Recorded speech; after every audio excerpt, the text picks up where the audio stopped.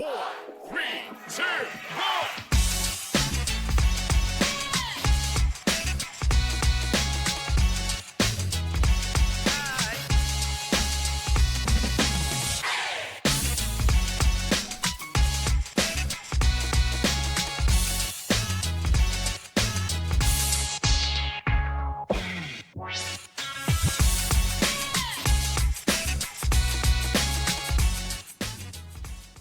Welcome to In the Mix Africa. We have quite the show for you, especially because it is our pilot episode. Yes, In the Mix has been here. They've been in the mixing, and we're just expanding it to the region. Of course, we're still going to be talking about Namibian football, but now we're also going to be talking about football in Botswana. We're going to be talking about football in Zambia. We're going to be talking about football in Zimbabwe. And speaking of Zimbabwe, I've got a special guest who's directly from there. Like, he didn't go around. He didn't cut corners. He came directly from there. And I'm going to be talking to him just now. But for now, you can revel in the fact that this is In the Mix Africa with Ashwyn Mberi, and we're here to stay.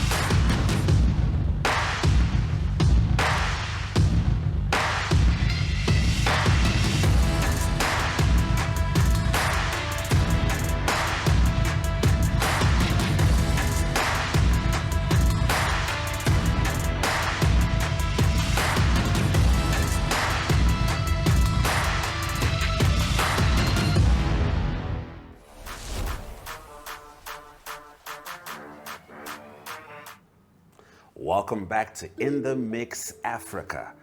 So as you can hear in the background there, it's not complete silence. You are listening to the mbira, an authentic Zimbabwean instrument in existence for over 400 years. In fact, they say the chords which make up the mbira are the exact same chords which were used to form genres like jazz and blues. But we're with the man over here who uses this mbira as one of his instruments in his wonderful craft of music, Mr. Tapz. Tapz, how's it going? I'm good, man. How are you doing? Fantastic. It's good to have you on the show, Mr. Tapz Music. For me to also be here, man. Yeah, I mean, we had you at the NTV Awards. Thank you so much for being there. It was fantastic. You created the atmosphere. You're such an authentic African artist, which is why we thought it would be good to have you on the show. And it's not just because I know you're a Liverpool supporter. You know, we are winning the league. So, yeah. It seems like it's going in that direction, Tapz. We can't debate it at this stage. Yeah. So Tapz, tell us a bit about yourself. I understand you make music. How many instruments do you play? To be quite honest, I used to count. I used to count. But now I think I'm somewhere around 11. 11 instruments, that's incredible. Yeah. And I understand you got some musicality coming through, a Namibia show, Namibia, Zimbabwean show. Tell us about that. Oh yeah. So we have a show coming up on the 3rd of May. It's a Zimbabwean thing. You're right. So basically, it's about appreciating the two cultures and also our influence that we have we have gained from being here. You know? Yes. We have been influenced by the Namibian culture, and also the Namibian culture has also been influenced with what we have brought to the art scene here. Yes. So it's gonna be me, Tapz. It's gonna be Courage, the comedian. He'll be doing comedy, and also there's gonna be poetry. There's gonna be poetry from Mr. Poet, who is from Frankly Speaking. All right. It's gonna be a multicultural show. It's very diverse, and I would really love Namibians to actually come and witness the blend of Namibia and Zimbabwe. All You know, right. That's exciting. That's exciting. We're certainly looking forward to that. But you did mention Namibia first, and one of the cool things that happened in Namibia this week was Tim Kandre and his associates donated some kits to the national teams. That's to the Brave Warriors as well as the Brave Gladiators. Here he is in his own words at the unveiling. It was really inspired by the fact that senior national teams, you need national identity, you need uniformity, you need professionalism at that level. And the team is doing very well. So I thought that I should bring my, by donating this kit to the two teams. So it's the full kit, it's the training gear, it's step-up gear, it's bags, it's water bottles, it's tracksuits, from head to toe. So whenever you see the Brave Warriors or Brave Gladiators, whether it is on the field or off the field, they will look like a professional outfit. It inspires performances on the field. So I would like to thank 90 Minutes, which is the brand that we're using, for giving us such good quality. And I know that wherever the players are at the moment, because it was live stream, they are very excited because they know what sort of inspiration and extra motivation this new look is going to bring. Hopefully it inspires performances on the field. So I would like to thank 90 Minutes, which is the brand that we're using, for giving us such good quality. And I know that wherever the players are at the moment, because it was live stream, they are very excited because they know what sort of inspiration and extra motivation this new look is going to bring. The brand that we're using, for giving us such good quality. And I know that wherever the players are at the moment, because it was live stream, they are very excited because they know what sort of inspiration and extra motivation this new look is going to bring. The brand that we're using, for giving us such good quality. And I know that wherever the players are at the moment, because it was live stream, they are very excited because they know what sort of inspiration and extra motivation this new look is going to bring. The brand that we're using, for giving us such good quality. And I know that wherever the players are at the moment, because it was live stream, they are very excited because they know what sort of inspiration and extra motivation this new look is going to bring. The brand that we're using, for giving us such good quality. And I look forward to beautiful performances. And of course, I would like to thank my friends as well for making a contribution to make sure that we realize the delivery of the kit today.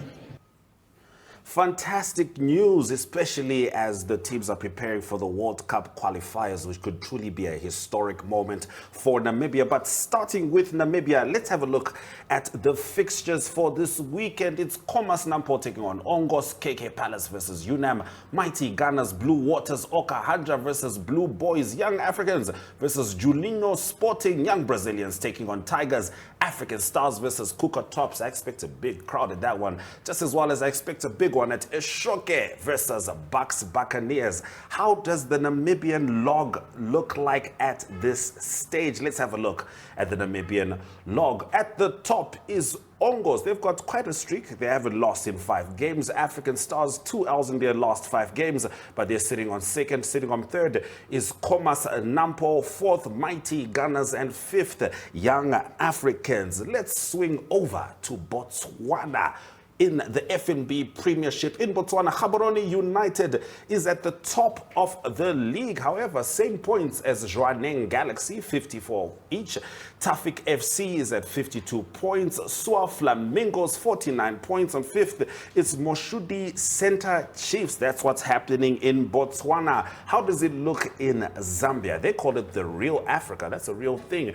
Konkola Blades are sitting at the top. Kansanshi Dynamos sitting on second, Mines United on third, Trident on fourth, and fifth is River Plate, that is in the Zambian Premier League. And the last log we'll look at is the Zimbabwe Premier League. MWOSFC is sitting on 17 points. You can see this league just kicked off. Simbabora FC is sitting on second, Ngezi Platinum Stars on third, Scotland FC on fourth, Tel1 FC on fifth, and for an honorable mention is number 14, My team and Tapz's home team, Dynamos FC, which has had a bad start to the season. Aye, man. Dimbare can't do that to us. Aye, man. And what does it feel like seeing all these names? I don't even know Who's the other names. I'm NWO? like, These are all new teams, you know what I mean? Dynamos is glamour boys, it's man. seasons and years and decades of legacy. It's like when Man U is at the bottom of the league, It and looks you'll be like, what's It looks- happening? Yeah, but of course you're Liverpool and Arsenal, so I don't really feel sorry for them. But it feels like that. It feels weird, right? or like when Manchester City and Chelsea started becoming popular. It's like, who are these guys? Who are these We are guys? used to the stable guys.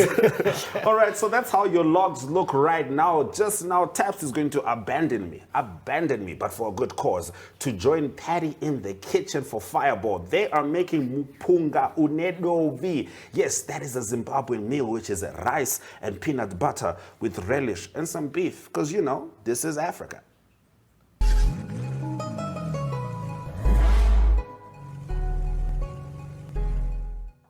Are you curious as to what is driving the cars world? Well, we are bringing you into the world of cars. Tech, trends, road trips, and the stories behind the wheels. It's fun, it's fast, and it's full of surprises. This is your ultimate cars companion. You can catch My.NA Cars every Thursday at 9 p.m. with me, your favorite passenger princess, Diana Master, because it's not just about the ride, it's about the journey.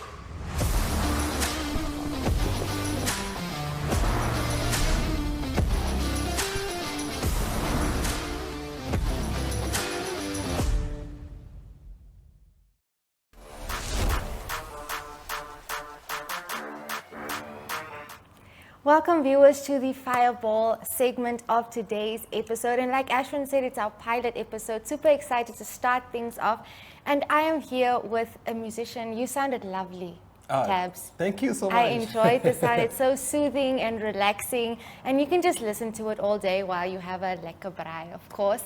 So Tapz, like we said, we're making a traditional meal here, and it's you sounded very excited when we mentioned the peanut butter rice. Oh yeah, because that's what we eat at home. Yeah, so we're bringing your home here to the In The Mix studio, ready to braai, of course, and I'm going to leave the meat in your hands. You know, Okay, you said that you feel comfortable with it. I trust you. I will not burn the meat. Okay, great, great. I love it. So Ashwyn's going to talk all the sports on the other side. I want to get to know you and like what you love to braai. Besides, obviously, this traditional meal, what else do you like to throw on the fire? I'm actually a white meat. Okay. So next lover. time you come, we'll get some chicken for you. Yeah, that'll be great. But Yeah. I also prefer the red meat. Also, we have a lot of game meat also in Zimbabwe. So like impala. Okay. Yeah, the kudus. So next time we'll get some game meat, maybe some chicken, spice it up a bit, you know. That'll be nice. That'll be nice.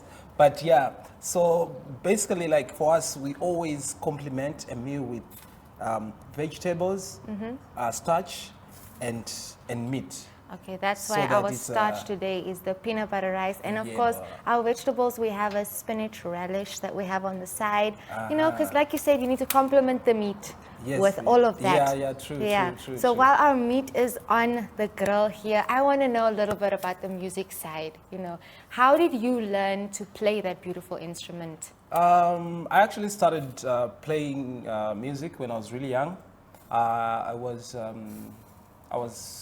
8 when I really started. I'm so grateful that I had supportive parents. There was never a day when they actually complained. Yeah, They just actually loved saw it. where I was going, and they were like, "Okay, cool. We're gonna support what you do." And after high school, I did my first degree at Zimbabwe College of Music. I was doing ethnomusicology. which is a study of non-Western music. That's why I First moved. time hearing about that. It's Yeah, interesting. yeah. It's all about music research and because also our music is not notated in Yeah. the classic form, you know. Yes. So you have to be in the field to actually listen to the music and And now understand transcribe it, it yes. into the classic notification of notation of the Everything music. that you do, yes. Yeah. That sounds very complicated but beautiful at the same time. I can hear the sizzling on the fire, but I know Brian and Javon just can't wait to jump into what they have to do for this episode. So while me and you finish up here, we're going to head over to Brian and Javon and see what's happening on the other side.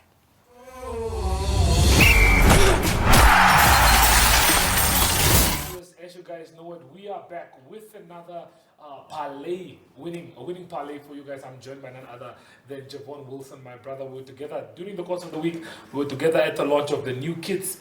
How you doing, my brother?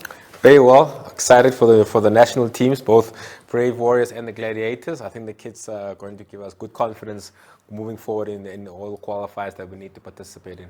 We did see Ashwyn speak about the kits early on in the episode. I think I like the red ones, the away kits more because they just have this nice look and feel. And the blue, the home kits, of course, they also look very nice. But to get us started and to get the show going, Javon, tell us about one of the big wins that we did have on JSB earlier in the week. Yes, one of our lotto winners, fixed odds lotto, played a bet of $5 Namibian, as you can see there on your screen.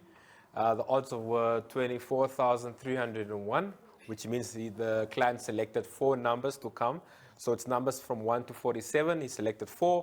All 4 came in, and he walks away with 121,505 Namibian dollars. It's nice money, hey? Very nice, yeah. So try your luck. Even if you just select one number, the odds are 8 to 1. So you get 8 times your stake, whatever you put in there.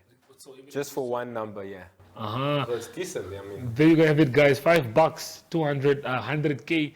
Plus, that's a lot of money. Moving on to our next thing. Our segments aren't going to be that long anymore because it's in the Mix Africa. We have a lot to focus on, but let's have a look at the match of the week.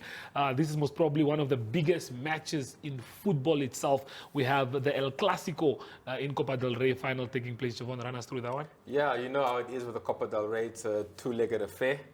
So we have Barcelona hosting Madrid. Interesting game, Copa del Rey. As you said, Barca are playing a semi-final Champions League the following week, so they will probably look at that in the back of their minds, probably have that. So it's an interesting game, difficult, match of the week. You predict your score, tag 3 friends, make sure to add it to your story, and then you automatically qualify for that competition. Hopefully you win, and you can win your share of $1,000 Namibian in free bets. Free bets, viewers. I'm going to give you guys this one for free. So what you guys can do is 2-1 for Barcelona to beat Madrid. You can even tag me in the comments, Instagram or Facebook, and then you guys can walk away with $1,000 in free bets. Tell us about the bet slip. How's your bet slip looking for this coming weekend? Look, I actually included the El Clasico game in mine. I'm looking at both teams to score there. I think it's going to be an exciting, attacking game. Madrid, nothing to lose. I mean, they might as well go for it. Yeah. Barcelona might be a bit safe, be a little bit cautious there. And taking it to Santiago Bernabeu, but I'll go with both teams. Newcastle at home to Ipswich, that's a no-brainer. I'll go with Fulham as well against another relegated side in Southampton. Yeah. West Brom and Middlesbrough championship sides doing much better than the teams that they're facing. Cardiff and Norwich in the bottom half of the table, the 24-team championship table. So very simple. I think that's a winning bet. Odds are great. $100, 1,500. Go for it. There you guys have it. I think I'm going to go a little bit more risky than Javon this weekend. I don't like the championship games. You know that very well. But let's have a look at how mine looks like. Mine has a lot of odds. We're looking at 90-plus odds for this one. I'm going Chelsea to beat Everton. I'm going with a home win for Newcastle, like we both agreed. Brighton and West Ham, both teams to score. And then I have Wolves beating Leicester City, who've already been relegated. Manchester United, I went for a double chance and under 4-5 against Bournemouth. I think we at least draw that game. That's at 2 odds. And then my last one is Barcelona to beat Real Madrid and both teams to score. There you have it. Speaking of outright winners, by the time we are back next week, the Champions League will probably be already in full swing. So we're going to have a look at the outright winners of the Champions League and then just see how the odds look like because the odds are looking sweet. My money is definitely on Barcelona to take this one home, Javon. You already know, 5.5 odds. Inter Milan, Forza Inter. I'm going with Lautaro Martinez to win the Champions League. Well, viewers, with that being said, $1,000, if you put that down, that gets you 3K for Barcelona, $1,000 for Inter Milan, that gets you 5,000 Namibian dollars. Let's quickly have a look at the fixtures that are scheduled to take place on Friday with some big African giants taking on each other. Al Ahly take on Mamelodi Sundowns in the second fixture, Orlando Pirates and Pyramids as well. These games both ended 0-0 in the first leg, and that's the second leg. And then we have Saturday's Premier League games to be excited about as well. We have Chelsea taking on Everton, like we did run through in our best slips. I think one of the most interesting games on the card for the day has to be most probably Brighton and West Ham. And then we have some games on Sunday. Javon, give us the games on Sunday. I think these ones, I'll leave them with you. Yeah, we can look at Liverpool perhaps clinching the title this weekend. As we saw in the week, Arsenal messed up there with Crystal Palace. Palace with a late equalizer with Mateta. So Liverpool, Tottenham, obviously that's the standout fixture there. And then earlier on we have the Bournemouth versus United match, as you mentioned in your bet slip. Tough game there with the Cherries at the Vitality Stadium. I'm looking at Bournemouth probably to clinch that and Liverpool to clinch the title. Well, there you have it, guys. Nice and straight to the point. That's all the time that Javon Wilson and I have for you guys in studios. Jump on those bets, go back, check, choose some games from his slip and mine, and then hopefully you guys can make some money. And we'll be seeing you guys again next week, same time, same place.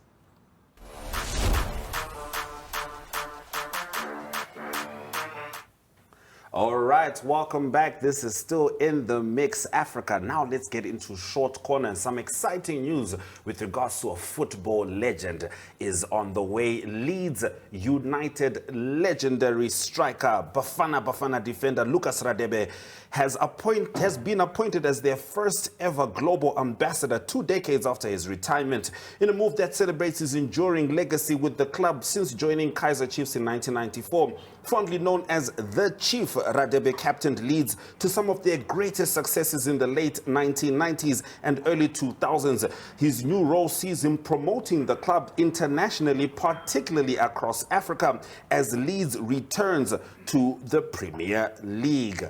All right, that is fantastic news, Tapz. We grew up with words like Lucas Radebe, Dr. Kumalo. These are all people you can never forget, you know. True. And it's good to see them appreciated, you know, because, for example, you and I know that the first ever English Premier League player from Africa was our very own Peter Ndlovu. That was from Zimbabwe. And Bruce Grobler. Yeah, the goalkeeper For Liverpool as well. And of course, folks like Lucas Radebe started coming through. And it's nice to see them being appreciated. And we hope that the African legends at African clubs also get appreciated in the same way. Yeah, true. Because, like, to be honest, we cannot ignore Africa. No, we have been sidelined for a long time, and now I think we are at a position where our efforts no longer be ignored, you know. I'm glad you mentioned our efforts, because speaking of our efforts, in Botswana, they had to call out some clubs. Why? Because there were too many disruptions to the schedule.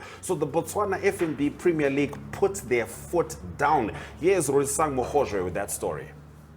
The Botswana Football League says it will no longer tolerate last-minute venue changes that have disrupted the FNB Premiership schedule.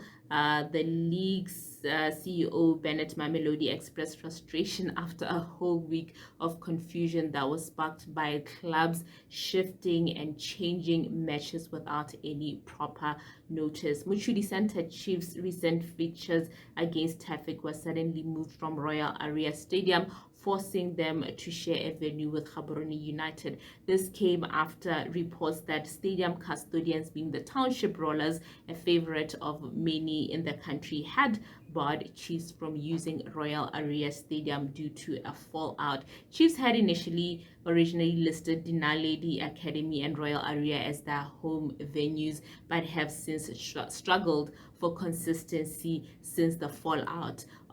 So this has really disrupted a lot of matches and a lot of timelines, and several other fixtures as well were affected. A midweek match between Chiefs and Radebe FC was moved from Dinaledi to Lobatse Sports Complex, triggering a chain of reschedules, including a delayed kickoff for extension Gunners versus GU, that's Gaborone United. Hours later, the BFL then reversed the timing again, and on that very same day, BDF 11's game against Orapa United was relocated from Royal Area to VTM Arena after reports emerged that BDF 11 owed Rollers unpaid stadium fees. Rollers did confirm the debt, saying that they could no longer afford to host teams on credit. Now, in a surprise twist, Chiefs were allowed back to the Royal Area just recently, hinting at mended relations with Rollers. However, yet another late venue change for their match against Radebe FC frustrated fans and the league. And the Botswana Football League CEO Mamelodi has now drawn the line. He says no more changes for the remaining fixtures will be entertained, because all of this drama has really caused a headache for the Premiership League, and they will not be entertaining any of that anymore.